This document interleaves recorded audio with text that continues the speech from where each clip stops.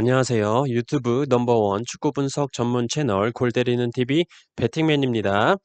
자, 오늘은 축구 토토 승무패 9회차에 들어와 있는 경기들에 대해서 라리가는 골대법으로 폴더수 줄이기 내용 말씀을 드려볼 예정이고, K리그 경기들 같은 경우는 리그 첫 경기들 뭐 깊게 파고 들어가는 분석보다는 첫 경기를 보고 느꼈던 소감 정도로만 말씀을 드리면서, 현재 제가 느끼고 있는 생각으로는 어떤 팀이 더 좋아 보인다 예상 정도 말씀드리면서 넘어가 볼 생각입니다. 뭐 말씀드리기 전에 오늘 프로토 픽 멤버십 분들께 쇼난데 우라와 경기 무승부 추천을 드렸는데 0대 0으로 무승부가 나왔습니다. 굉장히 다행이라고 생각을 하고, 앞으로도 제가 실제 구매하는 픽만 멤버십 분들께 지속적으로 공유를 드려보도록 하겠습니다. 적중할 때나 틀릴 때나 항상 많은 응원 부탁드리도록 하겠습니다. 자, 본론으로 들어가서 축구토토 승무패 9회차 어떤 경기들 들어왔는지 쭉 살펴본다고 생각하시고 가벼운 마음으로 들어주시면 감사하겠습니다. 시작하기 전에 골 때리는 가족분들 좋아요 눌러주시고, 처음 오신 분들께서는 구독 눌러주시고 좋아요 눌러주시면 감사하겠습니다. 누르셨으면 시작해보도록 하겠습니다. 자, 1번 경기 제주 대 전북. 와, 저는 성남과 제주 경기를 보면서 와, 정말 답답해 뒤지는 줄 알았습니다. 일단 기본적으로 제주의 공격수인 주민규 선수, 뭔가 좀 몸도 좀 불어있는 듯한 느낌을 많이 받으면서 시즌 준비가 좀 덜 되지 않았나 싶은 생각이 들고, 주민규 선수와 교체돼서 들어온 진성욱 선수는 8분 만에 퇴장을 당했기 때문에 이 경기에 출전을 하지 못합니다. 그렇기 때문에 성남과의 경기에서 보여준 경기력 그대로 전북과의 경기에서 제주가 보여준다면 무난하게 제주가 개쳐맞지 않을까 생각합니다. 2번 경기 광주 대 울산. 뭐 답이 없죠. 광주는 엄원상 선수 혼자로는 절대 공격의 마무리가 될 것 같지 않습니다. 펠리페 선수라도 빨리 돌아와야 될 텐데 아직 돌아올 기미가 보이지 않고, 역시 김주공 선수, 김효기 선수 카드는 좀 지난 경기에서 보신 것처럼 확실히 무게감이 떨어진다고 보여지네요. 이 경기 역시 무난한 울산의 승리가 되지 않을까 싶습니다. 3번 경기 인천 대 대구. 인천은 무고사 선수의 복귀가 확정이냐 아니냐를 좀 지켜봐야 될 것 같고, 지난 경기에서 포항에 2대1로 역전패를 당하긴 했지만 확실히 수비 라인은 지난 시즌보다는 좋아진 것으로 보이고, 대구도 사실 에드가 선수가 없으니까 역시 세징야 선수가 묶이면서 좀처럼 좋은 활약을 보지를 못했어요. 그리고 수원FC와의 경기에서 동점골도 사실 뻥축구 한 방에 김진혁 선수가 골을 기록한 거라서 뭔가 만들어낸 골이라고 보기는 좀 어렵다고 보여집니다. 이 경기는 한번 인천의 무고사 선수가 확실히 출전을 할 수 있을지 없을지 복귀 여부를 확인을 해봐야 될 것 같습니다. 4번 경기 강원 대 포항. 강원은 울산한테 5대 0으로 개털렸죠. 특히 수비의 중심이라고 볼 수 있는 임채민 선수까지 퇴장을 당하면서 이 경기에서 출전을 하지 못합니다. 그리고 강원의 공격진은 확실히 지난 시즌보다 무게감이 떨어져 보인다고 생각이 들어요. 고무열, 김대원, 조재환, 신라지까지 이렇다 할 장면 하나 보여준 게 없었기 때문에 포항에 과연 상대가 될까 생각이 들고, 포항은 역시 송민규 선수와 강상우 선수가 굉장히 좋은 모습을 보여줬기 때문에 기대가 되는데, 이 경기 사실 강원의 홈에서 포항이 조금은 약한 모습을 보여주고 있기 때문에 포항의 투표율이 너무 몰린다면 무승부도 한번 고려를 좀 해봐야 되는 경기로 보여집니다. 5번 경기 바야돌리드 대 헤타페.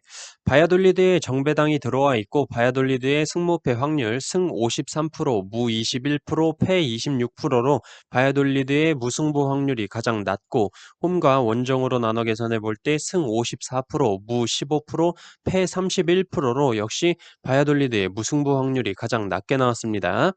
특이점으로는 헤타페는 이번 시즌 원정에서 6번의 역배당을 받고 모두 패배를 기록했습니다.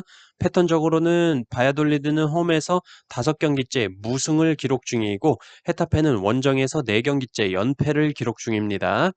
맞대결 전적은 10번의 맞대결 동안 바야돌리드 기준 2승 5무 3패를 기록 중이고 특히 바야돌리드가 홈일 때는 1승 3무로 앞서 있고 최근 3번 바야돌리드 홈 맞대결에서 3연속 무승부를 기록 중입니다. 6번 경기 엘체 대 세비야.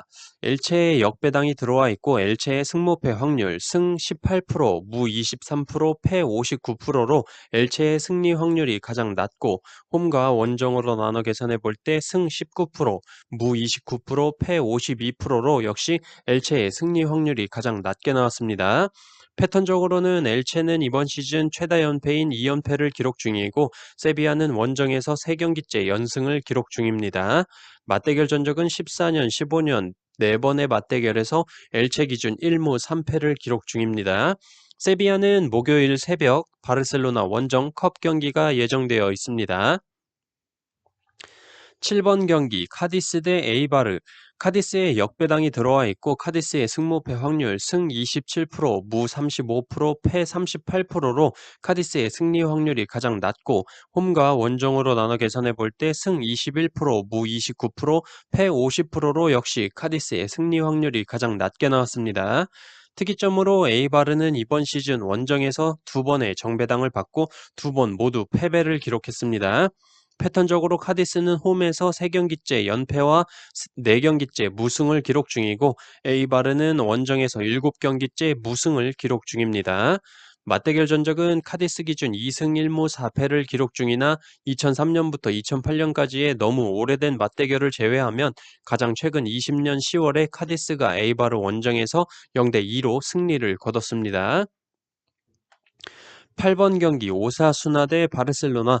오사수나에 역배당이 들어와 있고 오사수나의 승무패 확률 승 15%, 무 22%, 패 63%로 오사수나의 승리 확률이 가장 낮고 홈과 원정으로 나눠 계산해 볼 때 승 28%, 무 11%, 패 61%로 오사수나의 무승부 확률이 가장 낮게 나왔습니다.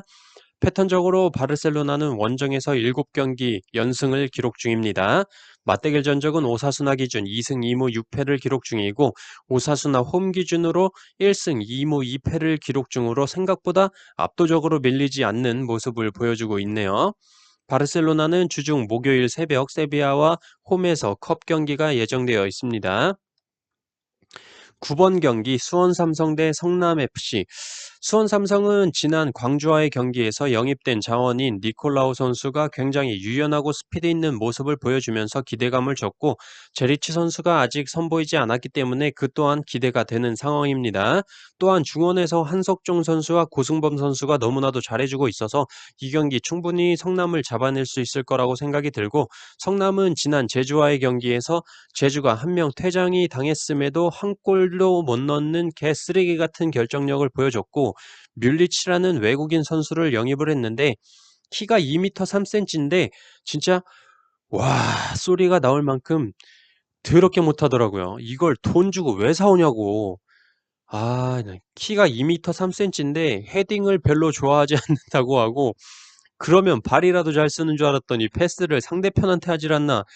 제가 볼 때 이거 뮬리치 선수는 후반 막판에 코너킥 얻었을 때 투입을 해서 골대 앞에 박아놓고 크로스를 기가 막히게 뮬리치 맞박에 꽂아줘야 그나마 쓸모 있을 것 같습니다. 성남이 믿어야 될 건 루마니아 공격수 부시 선수를 믿어야 될 수밖에 없을 것 같아요.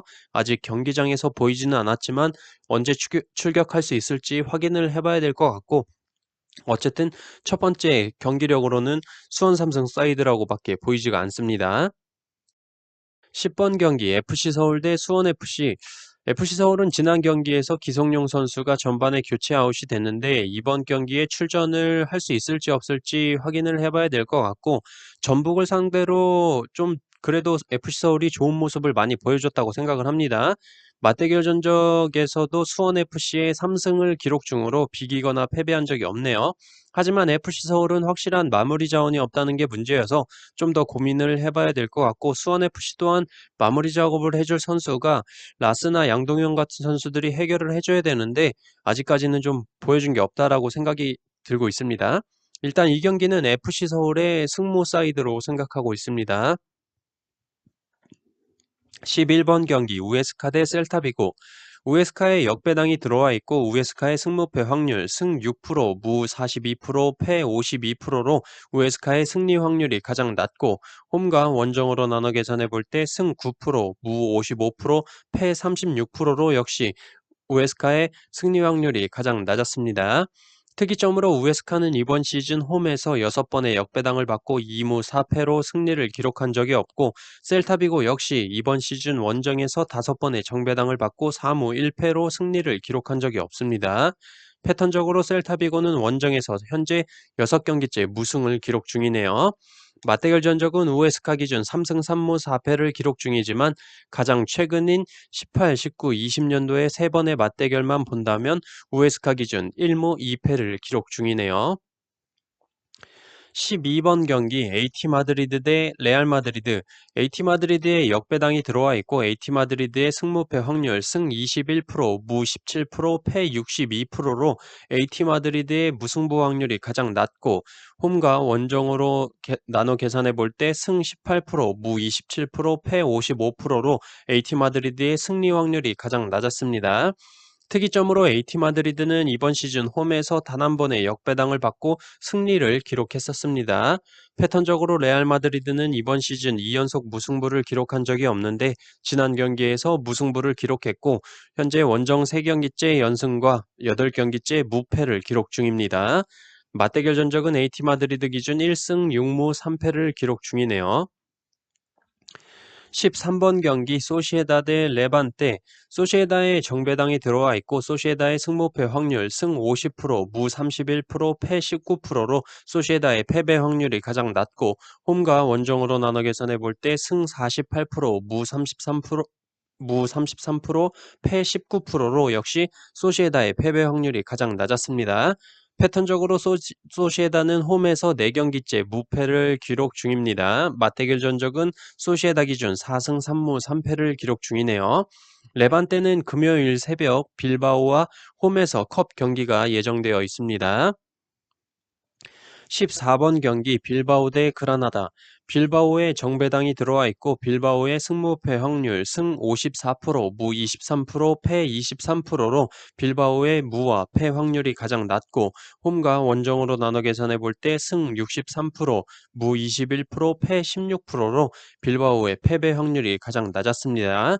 패턴적으로 빌바오는 이번 시즌 최다 연속 무승부인 2연속 무승부를 기록 중이고 그라나다는 원정에서 6경기째 무승을 기록 중입니다. 맞대결 전적은 빌바오 기준 4승 2무 4패를 기록 중이고 빌바오가 홈에서는 패배한 적이 없이 3승 1무를 기록 중입니다. 자, 이렇게 축구토토 승무패 9회차 라리가 골대법으로 폴더스 줄이기 및 특이점 간단 패턴에 대해서 말씀을 드렸고 K리그에 대해서는 그냥 간단하게 첫 경기 본 소감 정도로만 말씀을 드려봤습니다. 라리가에서 지금 중요하게 체크해야 될 경기는 목요일과 금요일 새벽에 있는 컵 경기가 있는 팀들인 세비야, 바르셀로나, 레반테, 빌바오 팀들에 대해 유심히 살펴보고 체력적인 부분이나 부상자적인 부분에 대해서 체크를 해보고 이변을 잡아야 될 경기를 좀 찾아봐야 될 것으로 보입니다. 자, 저는 그러면 주중에 또 다른 영상으로 골 때리는 가족분들 찾아뵙도록 하겠습니다. 이상입니다.